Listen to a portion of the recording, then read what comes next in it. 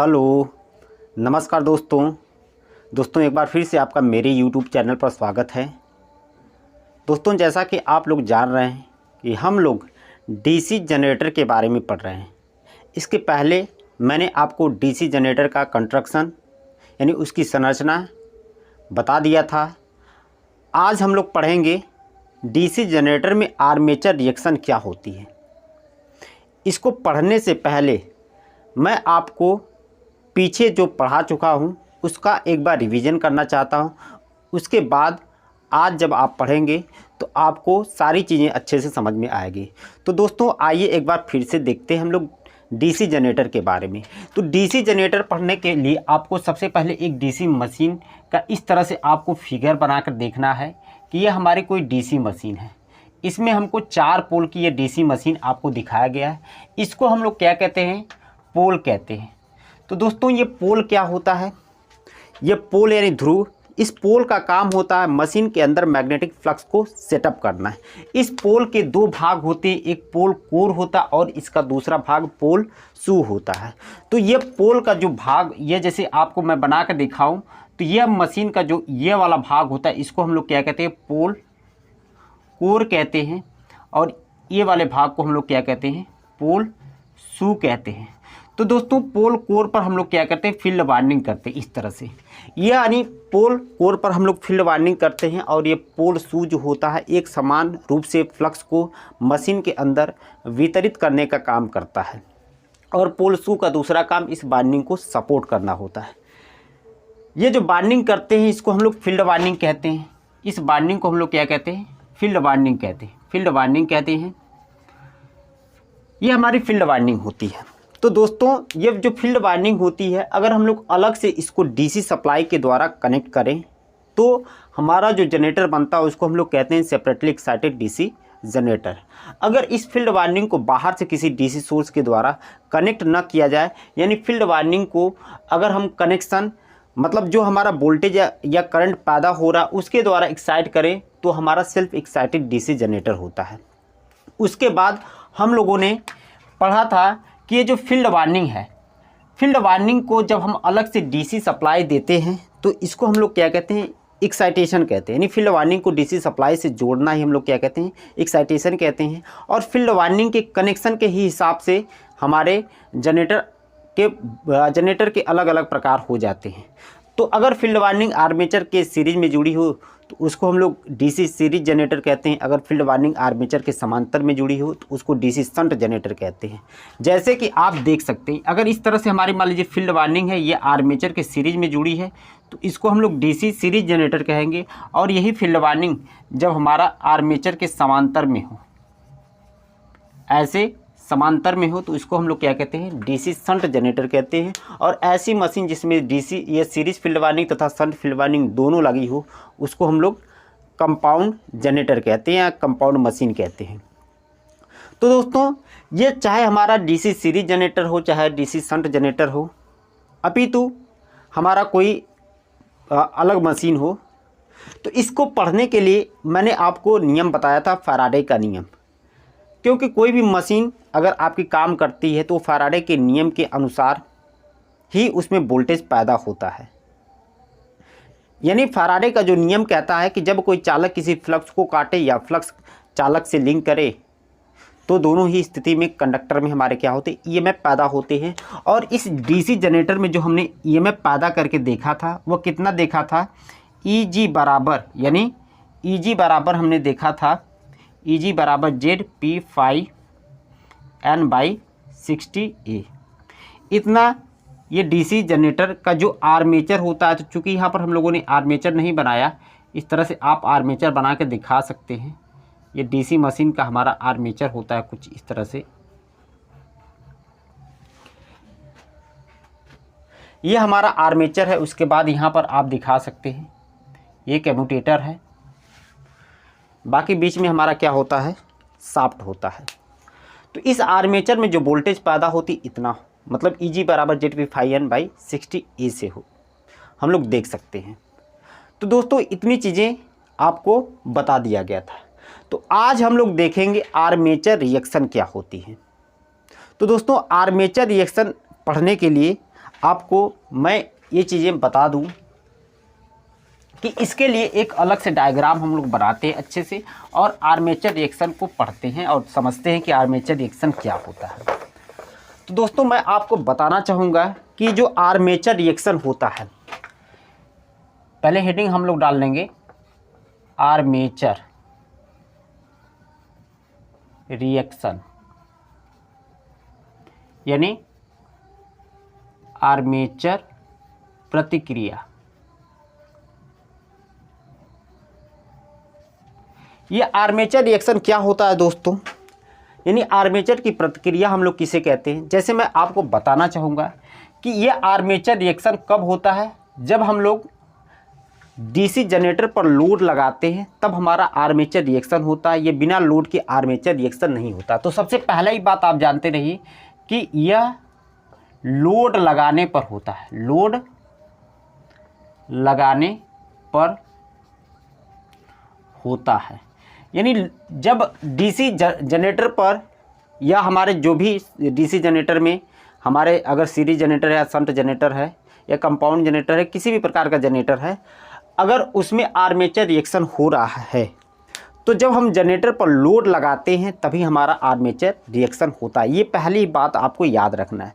तो दोस्तों आप लोड कैसे लगाते हैं, जैसे मैं आपको दिखाना चाहूँगा कि अगर ये मान लीजिए कि हमारे पास कोई एक मशीन है, इस तरह से मान लीजिए कि हमने 4 पोल की कोई मशीन बना दी है, ये इसका फ्लक्स है, इस पर हम लोग ये इसका पोल है, इस पर हम लोग क्या कहते हैं, बाइंडिंग करते हैं इस तरह से।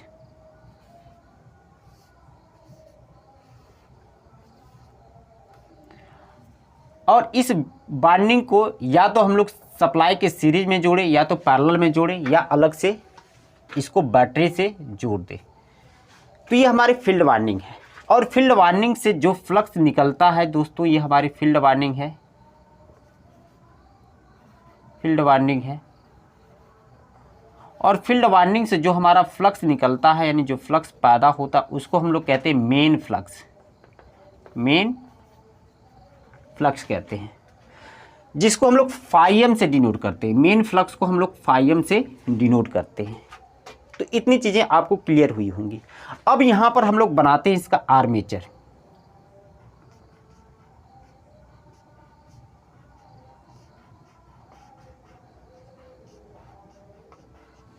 यह आर्मेचर है डीसी मशीन का। आर्मेचर क्या होता है, आर्मेचर में मशीन का जो घूमने वाला भाग होता है उसको आर्मेचर कहते हैं। इस पर स्लॉट से आपको दिखाया गया, यानी खांचे दिखाए गए हैं। अब यहाँ पर हमारा क्या होता है, कम्यूटेटर होता है, और ये हमारे क्या होते हैं, ब्रश होता है।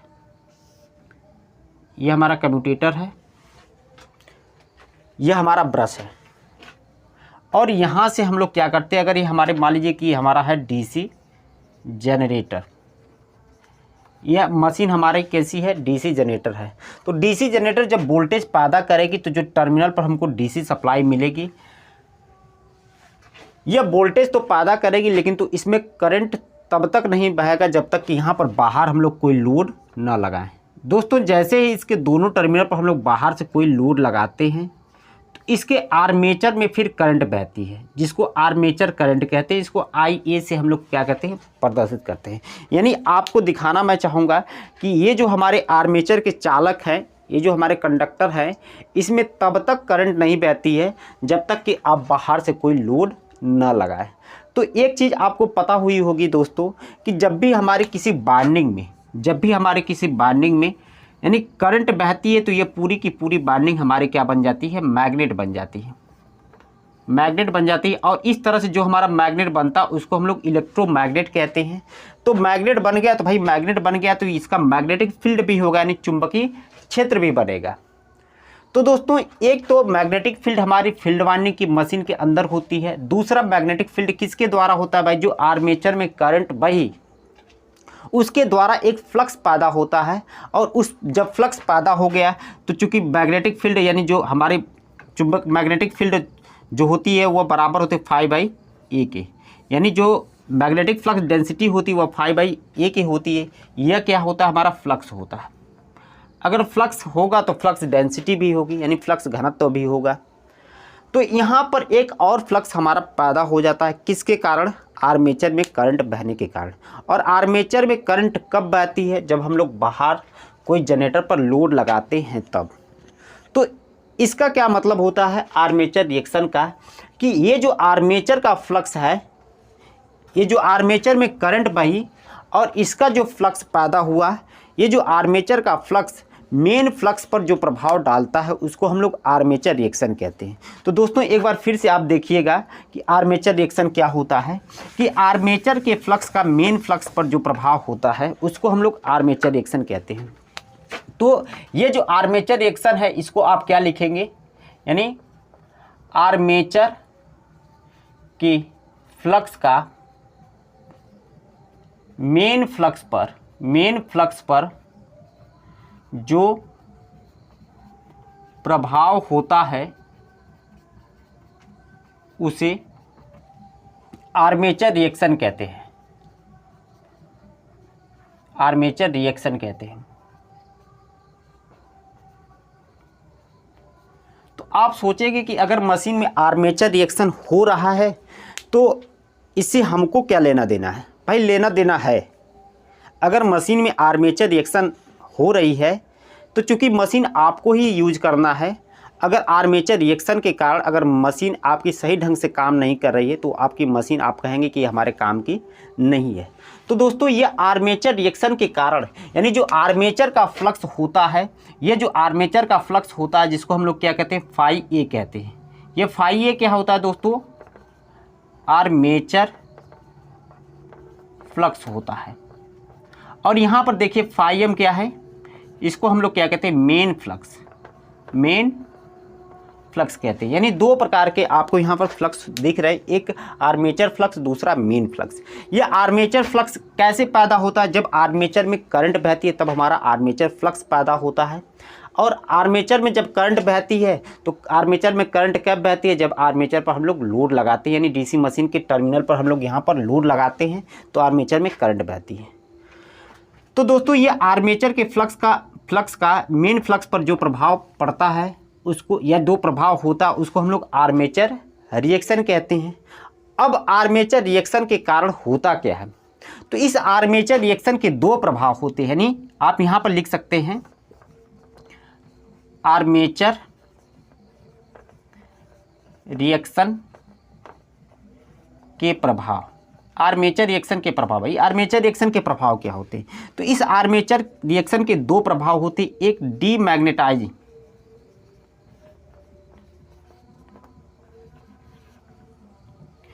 अफेक्ट, डीमैग्नेटाइजिंग अफेक्ट, दूसरा जो होता है दोस्तों क्रॉस मैग्नेटाइजिंग इफेक्ट।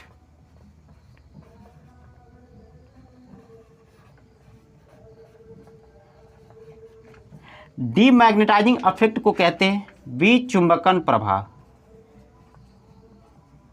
विचुंबकन प्रभाव, और इसको हम लोग कहते हैं क्रूस चुंबकन प्रभाव।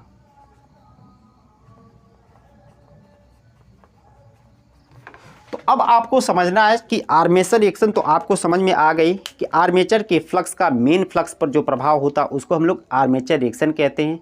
अब इस आर्मेचर रिएक्शन के दोस्तों दो प्रभाव होता है, एक डीमैग्नेटाइजिंग इफेक्ट यानी विचुंबकन प्रभाव, और दूसरा क्रॉस मैग्नेटाइजिंग इफेक्ट यानी क्रूस चुंबकन प्रभाव।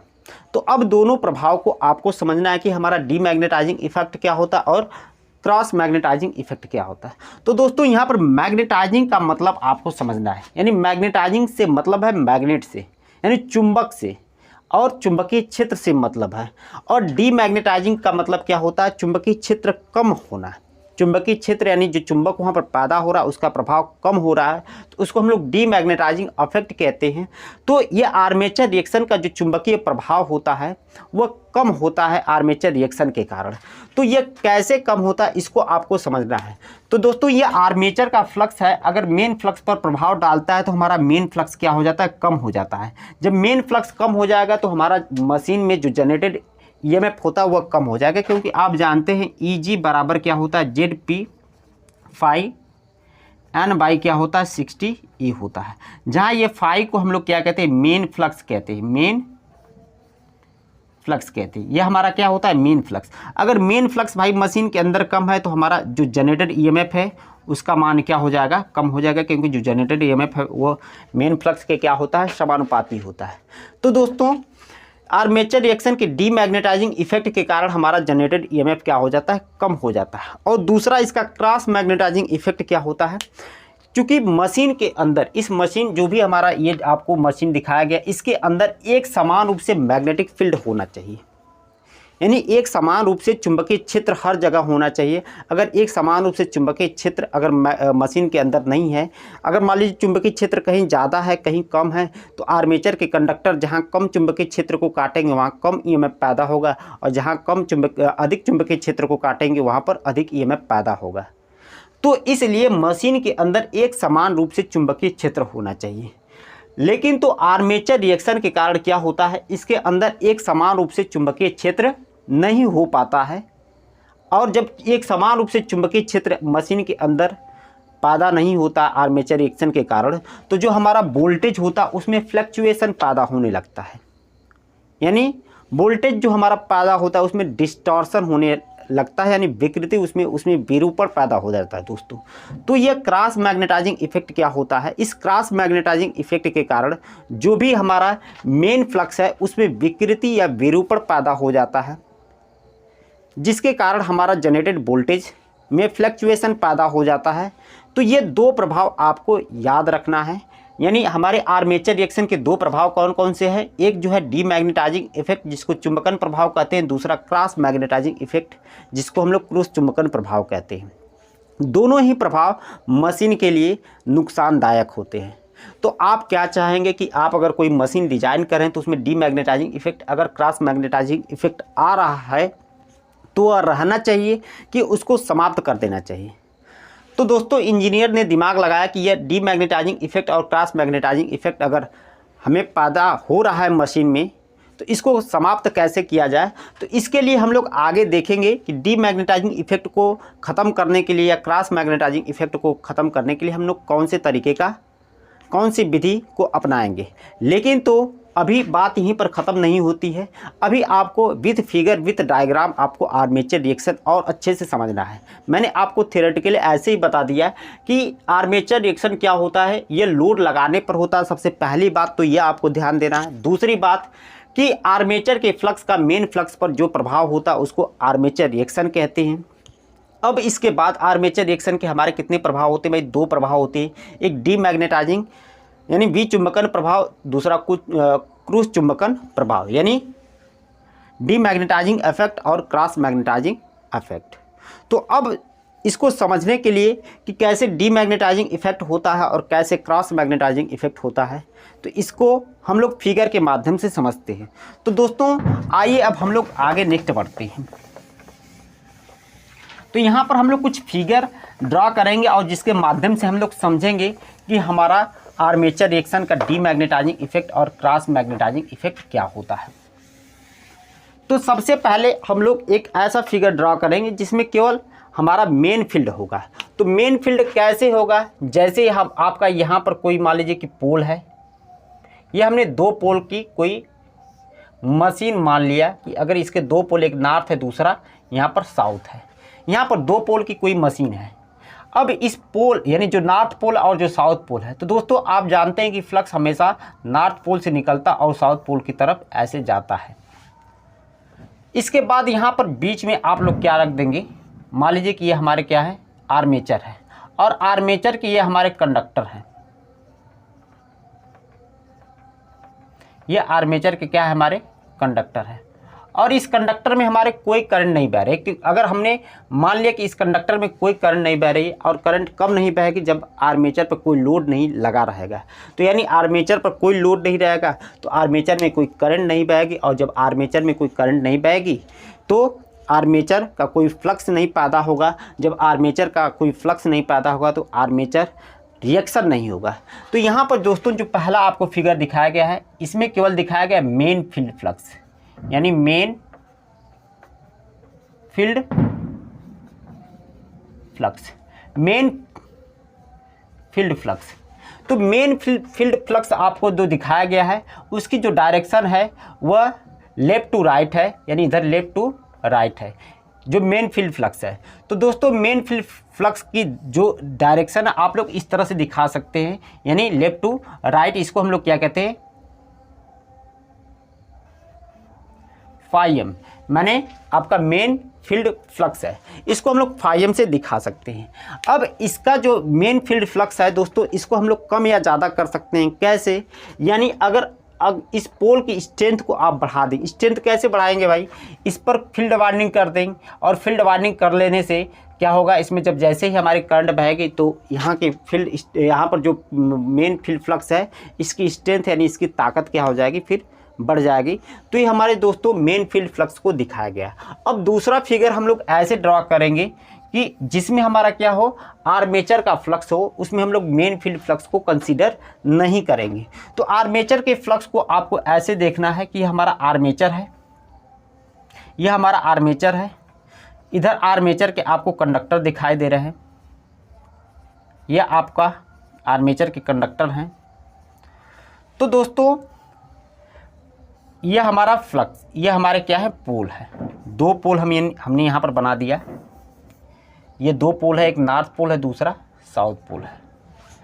अब मान लीजिए कि इसके कुछ कंडक्टर जो है नॉर्थ पोल के प्रभाव में और कुछ कंडक्टर हमारे साउथ पोल के प्रभाव में है।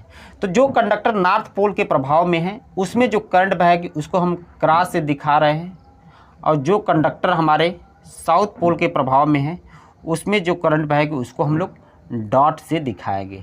तो डॉट और क्रॉस का क्या मतलब है दोस्तों, यह क्रॉस और डॉट का क्या मतलब है। क्रॉस का मतलब यह होता है कि करंट अंदर की तरफ जा रही है।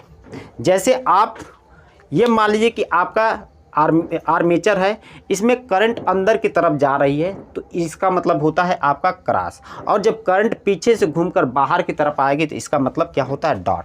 तो क्रॉस का मतलब जो होता है करंट अंदर की तरफ, डॉट का मतलब होता है करंट बाहर की तरफ, बाहर की तरफ। तो ये दो चीज़ें आपको पता होना चाहिए। अब यहाँ से अगर करंट अंदर की तरफ जा रही है तो दोस्तों कार के स्क्रू नियम की सहायता हमको यहाँ पर लेना पड़ेगा। कार के स्क्रू नियम ये कहता है कि जब हमारी कोई करंट अंदर की तरफ जा रही है तो हम जैसे अपने स्क्रू ड्राइवर होता है उसके द्वारा हम लोग पेच को घुमाते हैं, यानी पेच को घुमाते हैं, तो इसको घुमाते हैं तो इसको हम अपने हाथ को राइट साइड में यानी ऐसे क्लॉकवाइज दिशा में हमको क्या करना पड़ता है, घुमाना पड़ता है। इसलिए जब किसी कंडक्टर में करंट बहती है तो उसके द्वारा जो चुंबकीय क्षेत्र पैदा होता है उसकी दिशा हमारे क्या होती है, क्लॉकवाइज होती है। यह क्रॉस का मतलब होता है, यानी जब कंडक्टर में करंट अंदर की तरफ होती है तो उसमें जो फ्लक्स पैदा होता है वह कैसा होता है, क्लॉकवाइज, क्लॉकवाइज। और जब करंट हमारे बाहर की तरफ होती है तो इसके द्वारा जो चुंबकीय क्षेत्र पैदा होता है वह एंटी क्लॉकवाइज होता है। इस तरह से एंटी क्लॉकवाइज, यानी anti clockwise, anti clockwise, anti clockwise. तो दोस्तों क्लॉकवाइज और एंटी क्लॉकवाइज यहाँ पर आपको समझ में आ रहा होगा कि जब करंट हमारे अंदर की तरफ जाती है तो उसको हम लोग माने जो चुंबकीय क्षेत्र पैदा होता है उसकी दिशा हमारी क्लॉकवाइज होती है, और जब करंट हमारी बाहर की तरफ आती है तो जो चुंबकीय क्षेत्र पैदा होता है उसकी दिशा एंटी क्लॉकवाइज होती है। तो ये दो नियम हमको यहाँ पर अप्लाई करना है। तो यहाँ पर देखिए कि कुछ कंडक्टर हमारे नॉर्थ पोल के प्रभाव में और कुछ कंडक्टर हमारे साउथ पोल के प्रभाव में।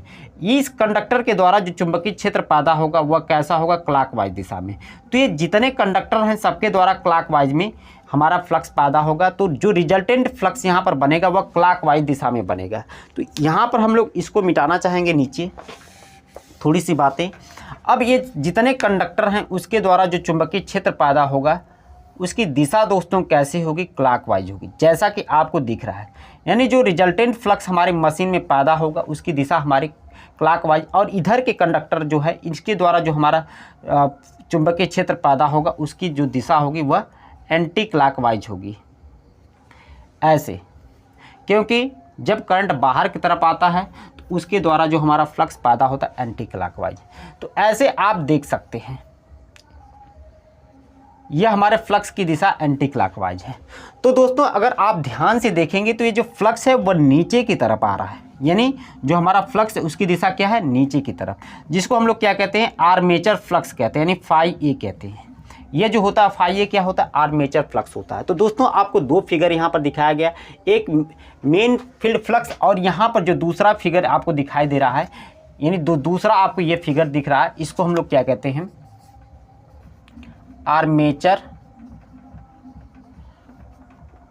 आर्मेचर फ्लक्स कहते हैं। यह हमारा क्या है, आर्मेचर फ्लक्स है। तो दोस्तों अगर कोई मशीन है तो उसमें ऐसा पॉसिबल नहीं है कि मेन फील्ड अलग हो और आर्मेचर फील्ड क्या हो, अलग हो। चूँकि हमको समझने के दृष्टिकोण से हमने मेन फील्ड को अलग दिखाया और आर्मेचर फील्ड को अलग दिखाया। यह किसी भी मशीन में एक साथ होते हैं, यानी मेन फील्ड भी हमारा ही होती है और आर्मेचर फील्ड भी होती है।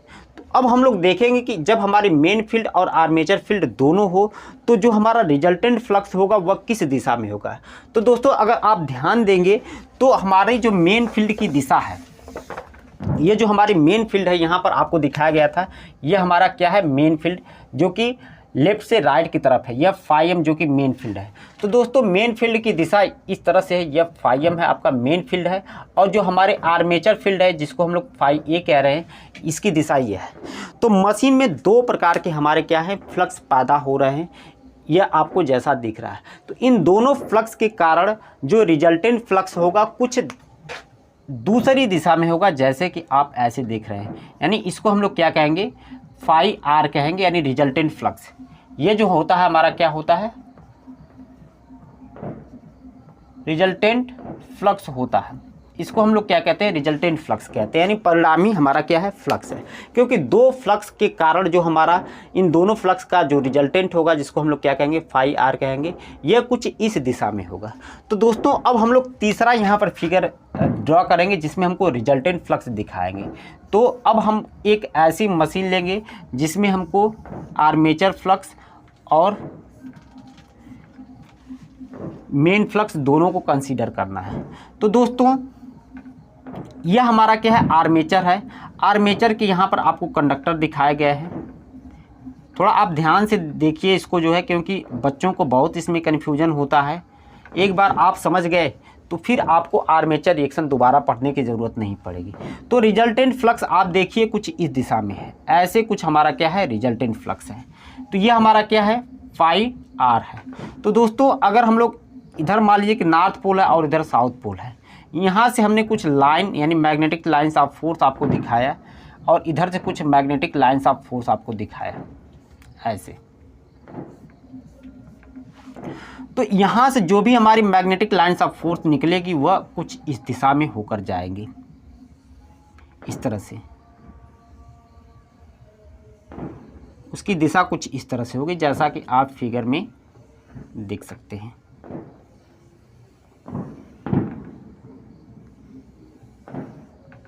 यानी आपका मैग्नेटिक जो रिजल्टेंट फ्लक्स होगा उसकी दिशा इस तरह से हो जाएगी। तो यहाँ से दोस्तों आप एक चीज़ देख पाएंगे कि हमारा आर्मेचर की जो गति की दिशा है वह क्या है, क्लॉकवाइज है। ऐसे हमारा आर्मेचर गति कर रहा है, ऐसे हमारा क्या हो रहा है, आर्मेचर गति कर रहा है। तो जब आर्मेचर की दिशा क्लॉकवाइज है तो यहाँ पर जो ये हमारे नॉर्थ और साउथ पोल की तरफ देखेंगे तो इस पोर्शन पर जैसे हमारा इस तरह से आर्मेचर गति करेगा तो इधर जो होता है हमारा फ्लक्स कम हो जाएगा, और ऊपर वाले पोर्शन पर हमारा फ्लक्स क्या हो जाएगा, अधिक हो जाएगा। तो जिधर फ्लक्स कम होता है उसको हम लोग क्या कहते हैं, लीडिंग पोल टिप कहते हैं दोस्तों। जिधर हमारा फ्लक्स कम होता है उसको हम लोग लीडिंग पोल टिप कहते हैं। यानी आर्मेचर की गति की दिशा में, आर्मेचर जिस दिशा में गति करता है, तो जिधर से आर्मेचर कंडक्टर बाहर निकलते हैं वो हमारा क्या होता है, ट्रिलिंग पोल टिप। ये हमारा होगा ट्रिलिंग पोल टिप है, ये हमारा ट्रिलिंग पोल टिप है। और जिधर हमारे जिस पोल की तरफ हमारे कंडक्टर आते हैं वो हमारा क्या होता है, लीडिंग पोल टिप होता है। उसी तरह से आप यहाँ पर भी देख सकते हैं, हमारा कंडक्टर गति ऐसे कर रहा है तो जैसे यहाँ पर ये कंडक्टर हमारे इस पोल की तरफ आ रहे हैं, उसी तरह से ये कंडक्टर होंगे हमारे इस पोल की तरफ आएंगे, यानी साउथ पोल के ऊपरी भाग की तरफ आएंगे। तो ये हमारा लीडिंग या ये हमारा लीडिंग होगा, लीडिंग पोल टिप है। और ये क्या हमारा ट्रेलिंग पोल टिप है, ट्रेलिंग, ये हमारा ट्रेलिंग पोल टिप है दोस्तों। ये जो लीडिंग पोल टिप है और ट्रेलिंग पोल टिप है, इसके कारण दोस्तों जो होता है, देखिए आप ट्रेलिंग पोल टिप की तरफ जो हमारे फ्लक्स अधिक हो जा रहा है और लीडिंग पोल टिप की तरफ हमारा क्या है, फ्लक्स कम हो जा रहे हैं। जैसे अगर मैं आपको समझाना चाहूँगा कि आर्मेचर जिस दिशा में गति कर रहा है, तो इसकी गति के कारण जो होता है फ्लक्स हमारे एक दिशा में शिफ्ट हो जाते हैं। जो इसकी गति की जिस तरफ गति करता है, तो इसके कंडक्टर जिस पोल की तरफ आते हैं तो हमारा लीडिंग पोल टिप होता है, और जिधर से बाहर निकलते हैं वो हमारा ट्रेलिंग पोल टिप होता है। तो ट्रेलिंग पोल टिप की तरफ हमारे फ्लक्स अधिक हो जाएंगे और लीडिंग पोल टिप की तरफ हमारे क्या हो जाएंगे, फ्लक्स कम हो जाएंगे। उसी तरह से आप देखिए कि इधर हमारे ये जो कंडक्टर होते हैं इस साउथ पोल की तरफ आ रहे हैं, तो जिधर आते हैं उधर लीडिंग पोल टिप है, जैसे इधर आ रहा है तो लीडिंग पोल टिप, और जहाँ से निकलते हैं कंडक्टर उधर क्या होता है, हमारा ट्रेलिंग पोल टिप। तो इधर ट्रेलिंग पोल टिप की तरफ फ्लक्स अधिक, यानी ट्रेलिंग पोल टिप की तरफ हमारे फ्लक्स अधिक हो गए और लीडिंग पोल टिप की तरफ हमारे फ्लक्स क्या हो गए, कम हो गए। तो इसको अगर आप ध्यान से देखेंगे तो इधर फ्लक्स कम और इधर फ्लक्स कम हो गया, यानी मशीन के अंदर जो होता है, जो पोल बने होते हैं इस तरह से, जो मैग्नेटिक पोल बने होते हैं इस तरह से, ये जो मैग्नेटिक पोल बने होते हैं, इसमें एक तरफ फ्लक्स अधिक हो जाएगा, दूसरे तरफ फ्लक्स क्या हो जाएंगे, कम हो जाएंगे। तो मशीन के अंदर फ्लक्स का डिस्ट्रीब्यूशन एक समान रूप से नहीं हो पाएगा।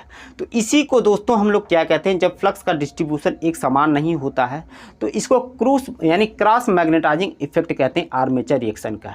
तो ये जो होता है आर्मेचर रिएक्शन के कारण कुछ इस तरह का फिगर आपको देखने को मिलता है, यानी आर्मेचर रिएक्शन के कारण आपका जो फ्लक्स है वह लीडिंग पोल टिप की तरफ कम और ट्रेलिंग पोल टिप की तरफ हमारा क्या हो जाता है, अधिक हो जाता है, और मशीन के अंदर एक समान रूप से फ्लक्स का डिस्ट्रीब्यूशन नहीं होता है, और हमारा जो होता है, जो भी जनरेटेड ईएमएफ होता है वो क्या होता है, उसमें वेरिएशन आने लगता है, यानी फ्लक्स का मान जब समान नहीं होता है तो जनरेटेड ईएमएफ क्या होते, एक समान हमारा पैदा नहीं होता है। तो उम्मीद है दोस्तों कि इतना आपको समझ में आया होगा। तो दोस्तों एक फिगर, दो फिगर, ये तीसरा फिगर है। इस फिगर को हम लोग क्या कहेंगे, आर्मेचर रिएक्शन, यानी मेन फील्ड आपका यहाँ पर है। ये जो आपका फिगर दिखाई दे रहा हुआ आर्मेचर रिएक्शन को बता रहा है, यह आपका आर्मेचर रिएक्शन को बता रहा है। यानी आर्मेचर रिएक्शन के कारण हमारे लीडिंग पोल टिप की तरफ फ्लक्स कम हो गए और ट्रेलिंग पोल टिप की तरफ फ्लक्स क्या हो गए, अधिक हो गए, जो कि आर्मेचर रिएक्शन के क्रॉस मैग्नेटाइजिंग इफेक्ट को दर्शाता है। तो दोस्तों एक चीज़ आपको बताना रह गया था, इसको मैं आपको बता दूं कि आर्मेचर में जो कंडक्टर होते हैं उसमें आपको, जैसे ये आर्मेचर के कंडक्टर हैं, यह आपके आर्मेचर के कंडक्टर हैं, इधर आपका पोल बना हुआ है, एक नॉर्थ पोल है और दूसरा साउथ पोल है। तो जो कंडक्टर नॉर्थ पोल के प्रभाव में होते हैं और जो कंडक्टर साउथ पोल के प्रभाव में होते हैं, इसमें एक रेखा खींच दी जाती है, ठीक जो है इसके लंबवत, जिसको हम लोग कहते हैं GNA। तो दोस्तों ये हमारा जियोमेट्रिकल न्यूट्रल एक्सिस होता है। ये जो जियोमेट्रिकल न्यूट्रल एक्सिस होता है, इसके बारे में मैं आपको बताना चाहूँगा कि इसकी पोजीशन क्या होती है, कांस्टेंट होती है, फिक्स्ड होता है। ये अपने जगह से ऐसा नहीं कि इसकी स्थिति चेंज होती है। और ये जियोमेट्रिकल न्यूट्रल एक्सिस होता क्या है कि यह एक ऐसा अक्ष है जो कि इस आर्मेचर के कंडक्टर को दो बराबर भागों में बांट देता है, यानी ऐसे कंडक्टर जो हमारे नॉर्थ पोल के प्रभाव में हो और ऐसे कंडक्टर जो हमारे साउथ पोल के प्रभाव में हो, तो उसको हम लोग GNA से प्रदर्शित करते हैं, यानी जियोमेट्रिकल न्यूट्रल एक्सिस। और इसमें एक चीज़ और होती है MNA, यानी ए, यानी मैग्नेटिक न्यूट्रल एक्सिस। तो ये मैग्नेटिक न्यूट्रल एक्सिस क्या होता है दोस्तों, यानी जो होता है मैग्नेटिक न्यूट्रल एक्सिस वह होता है जिसके प्रभाव में जो भी हमारे कंडक्टर होते हैं उसमें जो ईएमएफ पैदा होता है वह जीरो होता है। यानी इसका क्या मतलब है कि मैग्नेटिक न्यूट्रल एक्सिस के प्रभाव में जो भी हमारे कंडक्टर होते हैं उसमें ईएमएफ क्या होता है, हमारा जीरो होता है। तो दोस्तों ये एमएनए होता है, यानी मैग्नेटिक न्यूट्रल एक्सिस होता है। इसकी स्थिति क्या होती है, लोड के हिसाब से चेंज होती रहती है। यानी एमएनए जो होता है, एमएनए के प्रभाव में जो भी कंडक्टर होते हैं उसमें ईएमएफ जो होता है कोई पैदा नहीं होता, यानी जीरो ईएमएफ पैदा होता है। और इस एमएनए की स्थिति हमारे लोड के हिसाब से बदलती रहती है, चेंज होती रहती है। तो आगे इस एमएनए की ज़रूरत हमको पड़ेगी, क्योंकि आर्मेचर रिएक्शन तब होता है जब हम लोग लोड लगाते हैं और लोड लगाने के बाद जो होता है यह एमएनए की स्थिति चेंज हो जाती है, क्योंकि लोड लगाने से एमएनए जो होता है वह क्या हो जाता है, बदल जाता है। तो इसमें अगर आप इस फिगर में ध्यान से देखेंगे, इस फिगर में अगर आप ध्यान से देखेंगे तो हमारे जो ये कंडक्टर हैं ये हमारे जीएनए की स्थिति है जो कि फिक्स्ड होती है, जैसे आपको दिखाया गया जीएनए। लेकिन तो जो एमएनए होता है वह मेन फ्लक्स के ठीक 90 डिग्री पर होता है। यानी मेन फ्लक्स यहाँ पर है तो एमएनए की स्थिति कुछ इस तरह से हो जाएगी। ये आपका क्या हो जाएगा, आपका इसकी स्थिति चेंज हो गई लोड लगाने से, क्योंकि लोड लगाने पर ही हमारा आर्मेचर रिएक्शन होता है। तो ये हमारा क्या होगा, एमएन यानी मैग्नेटिक न्यूट्रल एक्सिस। और एक चीज़ आपको ध्यान देना है कि ब्रश को हमेशा मैग्नेटिक न्यूट्रल एक्सिस पर ही रखते हैं। तो यहाँ पर हम लोग ब्रश की स्थिति को दिखा देंगे। ये हमारा ब्रश है जो कि मैग्नेटिक न्यूट्रल एक्सिस पर रखा जाता है। और ब्रश क्या होता है, यानी ब्रश को हम लोग मैग्नेटिक न्यूट्रल एक्सिस पर इसलिए रखते हैं क्योंकि जो एमएनए होता है मैग्नेटिक न्यूट्रल एक्सिस होता है उसमें कोई ईएमएफ पैदा नहीं होता। जब ईएमएफ पैदा नहीं होगा तो उस कंडक्टर में हमारे कोई करंट नहीं बहेगी, और जब करंट नहीं बहेगी तो ब्रशेस पर हमारी कोई स्पार्किंग नहीं होगी। तो दोस्तों लोड लगाने से हमारा जो एमएनए की स्थिति वह बदल जाती है, यानी जिसको हम लोग जितना बदलती है उसको हम लोग थीटा से कहते हैं, यानी थीटा से प्रदर्शित करते हैं। यानी थीटा डिग्री क्या हो जाता है, चेंज हो जाता है, जिसको हम लोग फाई कहते हैं। यानी ये मैकेनिकल डिग्री में लिखा जाता है फाई एम, यानी यह फाई एम आप या थीटा एम लिख सकते हैं, इसको हम लोग मैकेनिकल डिग्री में लिखते हैं। ये एमएनए की स्थिति को दर्शाता है कि हमारा एमएनए जो होता है वह जीएनए से कितना डिग्री शिफ्ट हो गया है। तो अब इसके आगे आपको क्या देखना है दोस्तों कि ये एमएनए है और ये जीएनए है। तो एमएनए के बारे में आपको इतना ध्यान रखना है कि इसके प्रभाव में जो भी कंडक्टर होते हैं वह चुंबकीय क्षेत्र के समांतर में गति करते हैं। यानी जब समांतर में गति करेंगे तो उसमें कोई हमारा ईएमएफ पैदा नहीं होगा। तो अब दोस्तों आगे हम लोग देखेंगे कि ये जो आर्मेचर है, आर्मेचर के अब फ्लक्स को देखेंगे। अब हमारी क्या हो गया, रिजल्टेंट फ्लक्स इस दिशा में हो गई, तो आर्मेचर फ्लक्स किस दिशा में होगा। तो इसको थोड़ा सा और हमको एक समझ लेना है कि आर्मेचर फ्लक्स किस दिशा में होगा। तो इस फिगर को मैं मिटाना चाहूँगा और चौथा फिगर हम लोग ड्रा करेंगे यहाँ पर, कि चौथा फिगर देखते हैं। तो दोस्तों अगर आप ध्यान देंगे तो ये हमारा मेन फील्ड हमारा इधर हो गई, और ये जो हमारे कुछ कंडक्टर हमारे नॉर्थ पोल के प्रभाव में और कुछ कंडक्टर हमारा साउथ पोल के प्रभाव में। और ये किसकी स्थिति को दिखाया गया है, ये स्थिति को दिखाया गया है एमएनए की। तो इधर जो कंडक्टर हैं और इधर जो कंडक्टर हैं इनके द्वारा अगर आप ध्यान देंगे तो, और ये ठीक यहाँ पर पहले किसकी स्थिति थी, जीएनए की। तो ये जो कंडक्टर हैं इसके द्वारा जो मैग्नेटिक फील्ड पैदा होगी उसकी दिशा अब कुछ चेंज हो जाएगी। उसकी दिशा क्या हो जाएगी, अब कुछ चेंज हो जाएगी। कैसी हो जाएगी भाई, अब ये जो मेन फील्ड फ्लक्स पैदा हो, यानी जो आर्मेचर का फ्लक्स पैदा होगा वह कुछ एंगल पर, यानी कुछ। तो दोस्तों यहाँ पर देखेंगे, आप ध्यान से देखेंगे तो ये आर्मेचर के फ्लक्स की दिशा कुछ चेंज हो गई। ये हमारे आर्मेचर जो फ्लक्स है वह कुछ इस दिशा में हो गया। तो यानी इसकी दिशा पहले नीचे थी, यहाँ पर जैसे इस फिगर में देखेंगे आर्मेचर फ्लक्स की दिशा नीचे थी, अब आर्मेचर फ्लक्स की दिशा कुछ इस दिशा में हो गई। तो इस आर्मेचर फ्लक्स की यह हमारा क्या है, फाई एम है, यानी फाई ए है, यानी आर्मेचर फ्लक्स। इस आर्मेचर फ्लक्स के हमारे दो कंपोनेंट होते हैं, एक होता है फाई ए डी यानी डी मैग्नेटाइजिंग आर्मेचर फ्लक्स, और दूसरा जो होता है फाई ए एम। या phi-AC होता है, यानी क्रॉस मैग्नेटाइजिंग आर्मेचर फ्लक्स होता है इस तरह से। तो दोस्तों अगर आप ध्यान देंगे कि अगर हमारा मेन फील्ड इस दिशा में था, मेन फील्ड की दिशा हमारा, आप देखेंगे कि मेन फ्लक्स हमारा इस दिशा में है phi-m, तो इसके ठीक विपरीत दिशा में हमारा आर्मेचर का फ्लक्स पैदा हो रहा है, जो कि डीमैग्नेटाइजिंग करेगा। क्या करेगा? आपके मेन फ्लक्स को क्या करेगा? डीमैग्नेटाइज करेगा।